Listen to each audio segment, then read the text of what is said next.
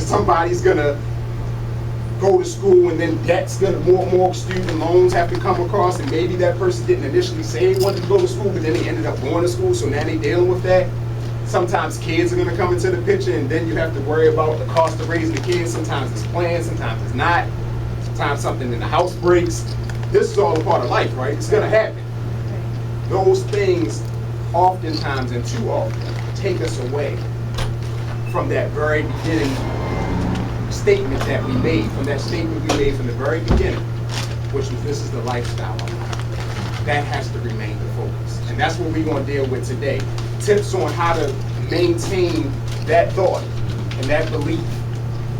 Reason being, usually when you tell, and I say this for ladies, you can agree with me if you would like to, but when a man or your spouse tells you and listens to you, and you know, with great intentions about your dreams and let you speak without interrupting you, without breaking down anything, without criticizing what you're saying, when he's just taking in everything you're saying about what you want to do in your life, you know, that's a very endearing moment, because you feel like that person actually cares about what I want to do, what I care about in my life, not about me taking care of the cooking, not about me at work, not about simple things, but about my overall picture. Because before I had kids, before I did anything else, I had aspirations. And that's gonna remain with that person for the rest of their lives. So it's important. And guess what? Brothers, is the same way. When you have a woman that's behind you, a woman that says, what is it that you want in life? That constantly wants to remind herself of what you want and your aspirations, you feel like, you know, somebody got my back. Like, man, she's looking out for me.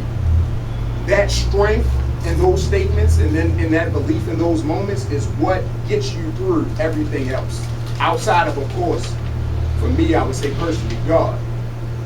But it's important to remember those moments.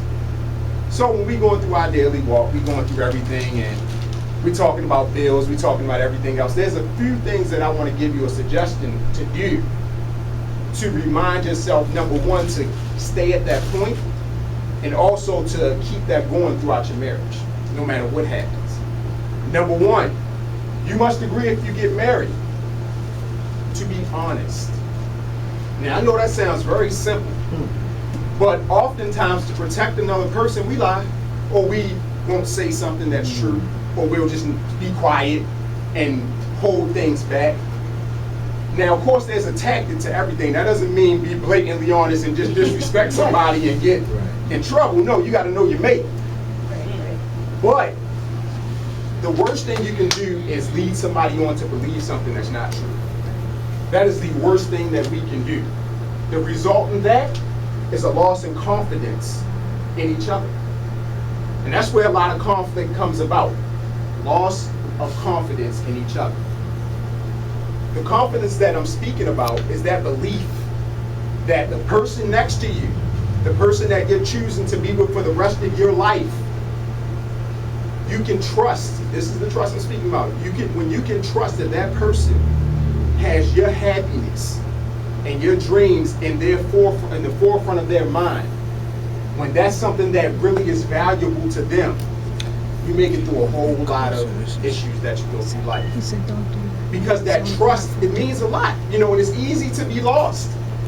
Mind you, it's easy to lose that trust, but that trust is so important. How much more comfortable or more confident would a person feel in their relationship when they say, you know what, my spouse might make mistakes, things might happen, but I can trust that their intent is for the betterment of us. And particularly, not even just us, they care about my life dreams. They care about that same conversation I was talking about. They care about my aspirations. It's not about the little things. Overall, the strategy might be different, but they care about what I care about. It's a tough sell. And it's something that we have to constantly remind our partners of. Because if we don't, life happens too much to get away from that, because we're imperfect. People are going to make mistakes to lose that confidence. But what I want you to promise yourself today is not to worry about your spouse, and if they do it, you have to do it regardless of the outcome. The reason being is because if you do it, then you know in your heart No matter what that person is doing, you are making them feel that same confidence that you want. And that's for those that wouldn't be getting it. Because think about how bad you feel when you can't feel confidence in your spouse because of financial mistakes and other things that have happened. You feel terrible. But you don't try to have that other person feel that same way because you feel terrible.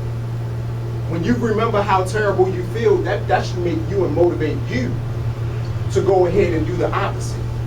Because you don't want them to feel the same way, because it's not going to be a tit for tat thing anyway. It's never going to be even if you try to do the same thing. So it's important to keep that in mind when we're talking about marriage and particularly about finances.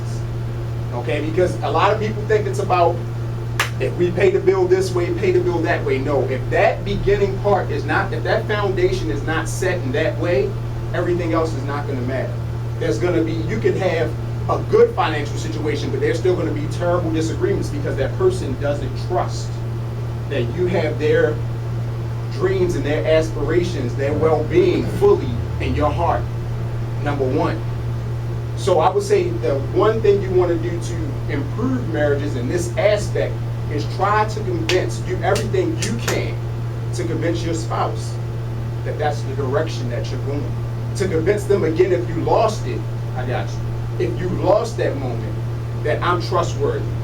And I'm trustworthy because at the beginning, at the end of the day, no matter what's going on in my heart and in my mind, your aspirations and what you want out of life, I'm trying to make that come to fruition. Go ahead, Josh. What if people's financial aspirations don't coincide? We're going to get to that. We're going to get to that. But remember, see, what you just said was financial aspirations. Right. Financial aspirations are not lifestyle aspirations. Your finances are how you get to those lifestyle aspirations. See, where we usually differ are not that you disagree with someone's lifestyle ambitions. It's more of how we get there. The in-between is usually where we forget. But that in-between also causes us very often to forget the very reason that we're in this, building a lifestyle together. See, that in-between can mess you up in several ways, and we gotta avoid letting those in-between things, which is life, affect that belief. That one belief that this person I'm sitting next to cares about my aspirations and my lifestyle, and they want to do everything it takes, even if it's through crazy methods. They want to do everything it takes to help me get there, and they want to be there with me. So your job, again, if you're here representing a married household, is to do that yourself. Do that yourself. That's it, because that's all you can control in the first place. So that's the number one thing you want to remember. You want to do this yourself. That's why I said we have to agree from this point on to be about truth, to be about honesty. Because what breaks that trust? Dishonesty. When you give your word on something and you don't do it, they ain't gonna worry about it. It's a little thing. I just said I was going to do this. I told her I was going to go to the store and pick up something, and I forgot I got busy. She ain't gonna worry about it. Yeah, she worried about it. When you say that to him, yeah, I was going to come home and get you a little something, and then I got to do this. It matters. It might seem small, but it matters a lot. Because little by little, the more instances those little things happen, the less confidence that person is going to have in you. And then they stop believing that you have their best interests in your heart. So that takes away from the very beginning of what I said, that whole reminder of I'm here for you. I'm here to make sure that your dreams come true, and you're here to make sure my dreams come true. So together, if we're doing that for each other, we're going to get the way we want to get. But like I said, that's why it's important to be, number one, a person of your word. And I'm talking small things and big things. If you're not going to do it, it might hurt somebody's feelings a little bit, but you know what? Nah, I'm not going to do that. Because at least they can be confident in what you're saying is true. You know, sometimes that means that you're going to be the bad guy in the household sometimes. But that's okay. The reason being is because that confidence in what you're saying to be true is there. Your words always will be believed as true. And let me tell you, 20, 30 years of doing that the wrong way it's hard to get back. It's hard to get back. 5 years of doing that the wrong way, it's hard to get back. Because we're humans, we have memories. You know, we can try to get over stuff, but we don't just forget. We know. Especially when it comes to something that we hold so dearly, like our finances. We remember when you bounced that check. Yeah, nah, I ain't forget. Nah, I remember that.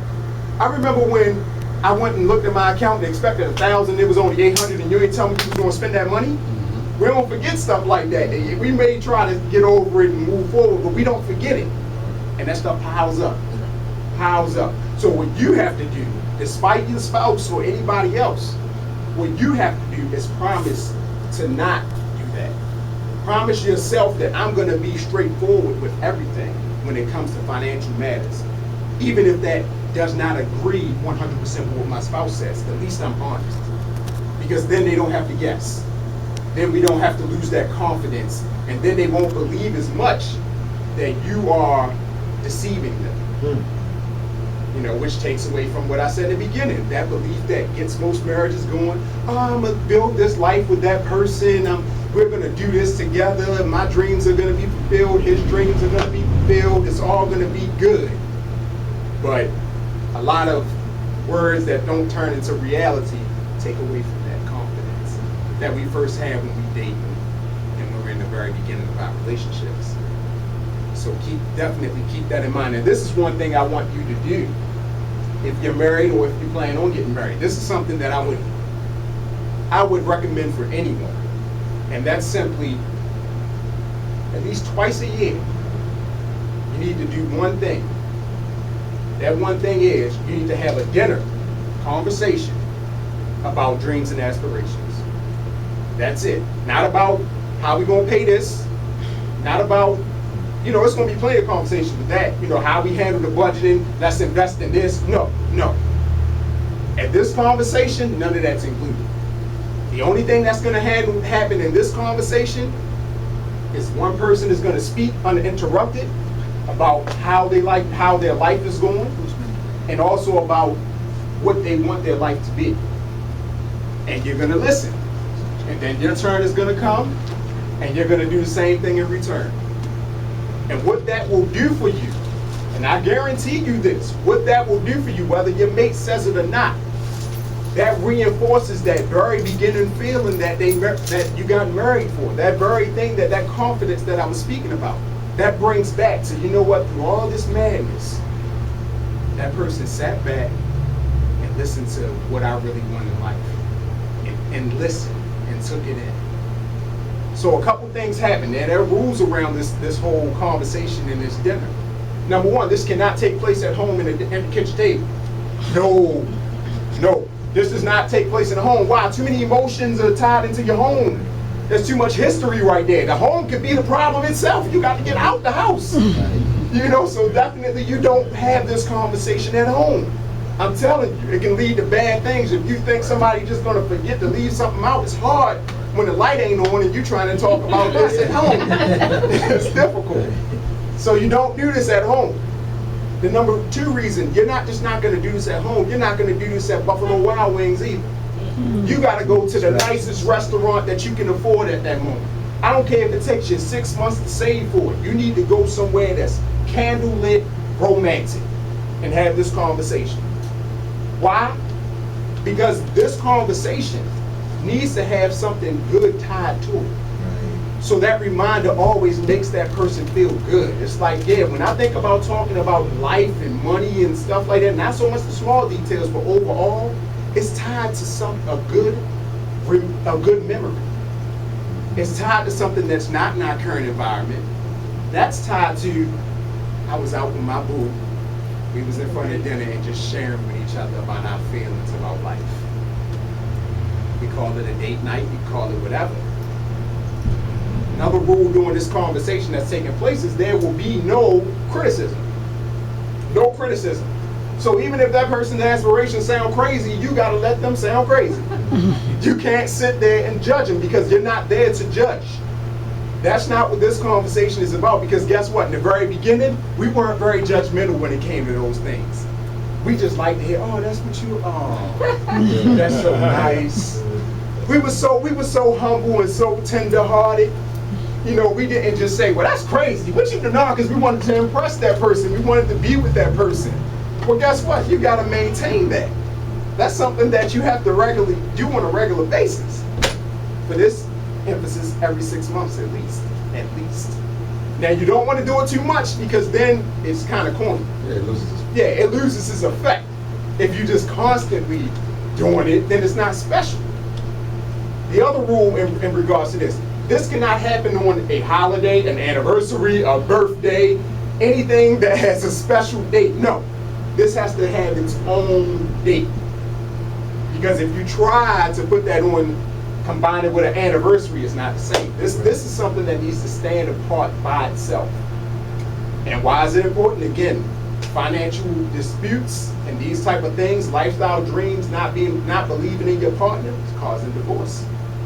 It's causing a lot more stress than maybe that needs to be there. Because remember, as we came together with so many different beliefs about money that it's going to take a long time to combine that dream.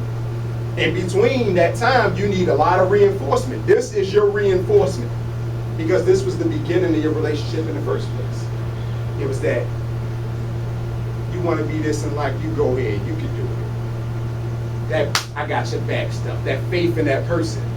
But of course, like I said, remember, life takes away from that. So that's why you get back to that. The other part about that conversation, that date night, like I said, every 6 months. Another part of it, this will not be about kids if you have kids. No. This will not be about the kids and them you need to pay for their bills in college. No. This has nothing to do with kids. This has to do with husband, wife. That's it. The kids are not included on this conversation. The babysitter got them. Whoever take care of the kids, if they take care of themselves, they take care of themselves. But no, kids will not be a part of this conversation. We're going to get the kids in a minute. Because they can be one of the biggest reasons that we get off this path, which we originally set together as a couple, of this is the lifestyle I want to build. This is the dreams that I have. It's a reason for that. Kids are a big reason for that, but we'll get back to that later. So at this dinner, like I said, there's none of that. So remember those rules. Number one, that you have to do this at least twice a year, every 6 months. The reason it's that frequent, because we don't stay the same as people. We change. Oftentimes, if we don't do this enough, we assume that we know that person's aspiration and dreams, but we change. After certain experiences, we might not want to do the same career. We might have another vision of life. So you have to constantly reinforce that. At least, now if you're changing every 3 months, you got a problem. I mean, you might need some counseling on another level, but every 6 months, that's okay. It's a tune-up. I'm just checking to see what's going on with you. Getting us outside of the kids, outside of our work. What's going on with you? How are you feeling, and what are your aspirations in life? Do you feel like we're still getting there? No. If they say no, so be it. But at least you know what they're talking about. So it's important to be totally honest. It's important to, again, not do this on a holiday or a date that's already set for a special day. It has to be its own date. Number 4, you have to leave the house. It cannot be at the house. It cannot be at Buffalo Wild Wings in some average place. No, this needs to be a significant night. It needs to be very significant. Because again, when that person remembers this moment, when things go wrong, that's the moment people have to hang on to. Right. That's what's missing in a lot of marriages today. That reinforcement is missing. And the lack of that reinforcement is causing these buildups, which you get sometimes to a point of no return. I'm not saying you get divorced, but you may never even look at that person again as somebody that really has your dreams in their heart. You might say, we just cohabitate, or we making it. But I'm gonna go ahead and try to do my dreams. He's gonna have to try to do his dreams or whatever, but you have to try to avoid that. Now what's good is, and this is the thing, even if you're at that point, implementing this can still get you back. It can still bring you back to where you need to be, but you have to stick to the rules. If you bypass the rules, if you try to shortcut it, it's not going to work. It's not going to work, because if you do it just, it's our anniversary, I'll combine it. Nope, don't count. Don't count. If you give your word doing something and you don't do it, no, don't count. If you criticize that person while they explain their dreams, no, not gonna work. Even if it sounds crazy, nope, can't do it. You gotta sit there and listen. You gotta sit there and listen. Even if you say, well, this sucker talking about these aspirations, but he wasting our money. He's sitting over here playing lotto, doing this, doing that. What are you talking about? Nope, can't bring it up. Can't bring it up. Go ahead. So when is it a good time to discuss this information that you learned? Like you sit, you listen uninterrupted, and then that person, I come out and I say, all of my aspirations and goals. Right. Where do you See, it's not a middle ground. I'm gonna tell you what you do at the end of that conversation. I'm explaining. That's what I'm getting to. I'm glad you went there. Okay. The end of this conversation, that person explains and you explain. Now you as a spouse just have to tell that person, I hear you, and I understand what you're saying, and just trust that everything I do, I'm trying my best to get you what you want and me what I want. That's it. That's the answer. It's no, because if you try to mix too much in between that, criticism will come out.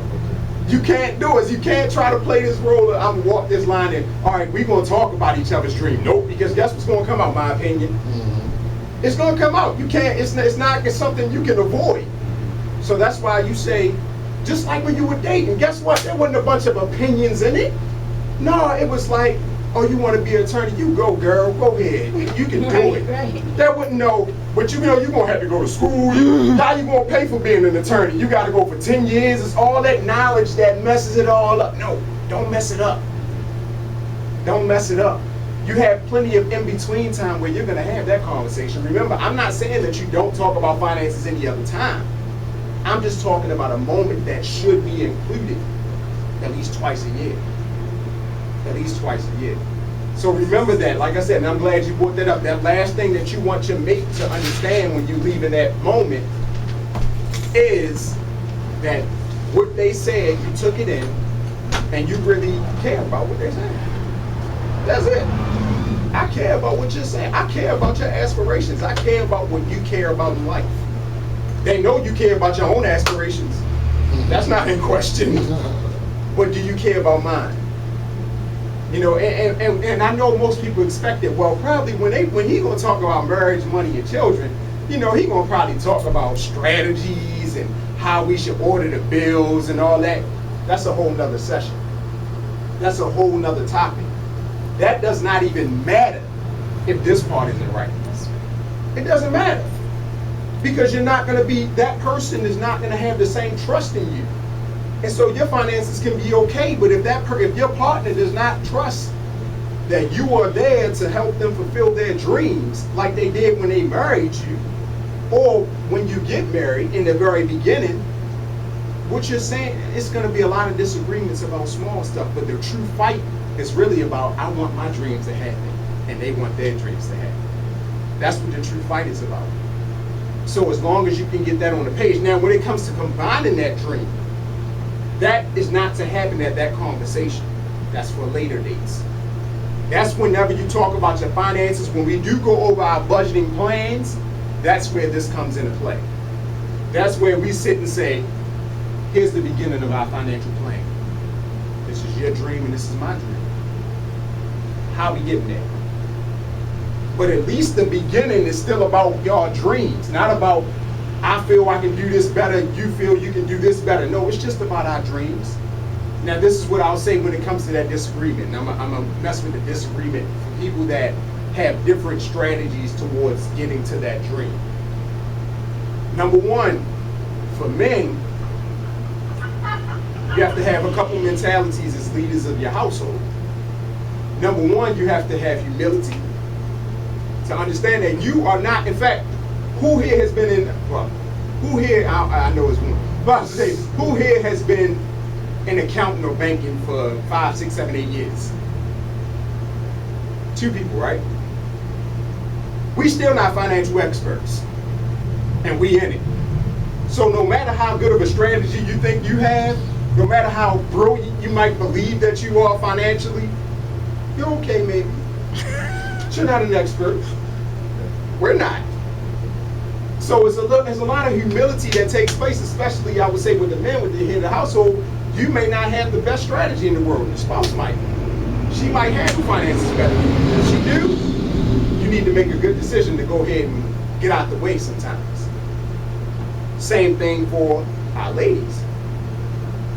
Husband might have the better, you might think you have the better financial strategy, but you might not.